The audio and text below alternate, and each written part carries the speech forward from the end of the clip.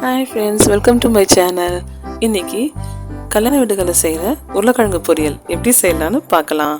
அதுக்கு ஒரு கடாயில் 4 ஸ்பூன் எண்ணெய் ஊற்றி நல்லா காஞ்ச உடனே 1/2 ஸ்பூன் கடுகு, இடித்து வச்ச 10 பல் பூண்டு, கருவேப்பிலையை சேர்த்து நல்லா வதக்கி விட்டுக்கோங்க.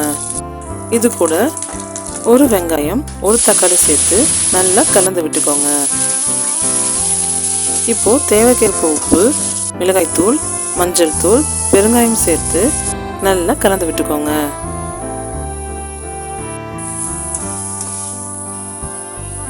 இது நல்லா கலந்து வந்த உடனே கொஞ்சமாக தண்ணியை ஊற்றி மிதமான தண்ணியில் ஒரு 5 நிமிஷம் நல்லா வேக விடுங்க.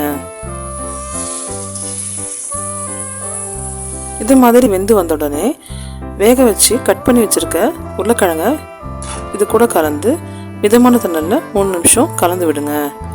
இப்போது சுவையான உருளைக்கிழங்கு பொரியல் தயாராகிடுச்சு.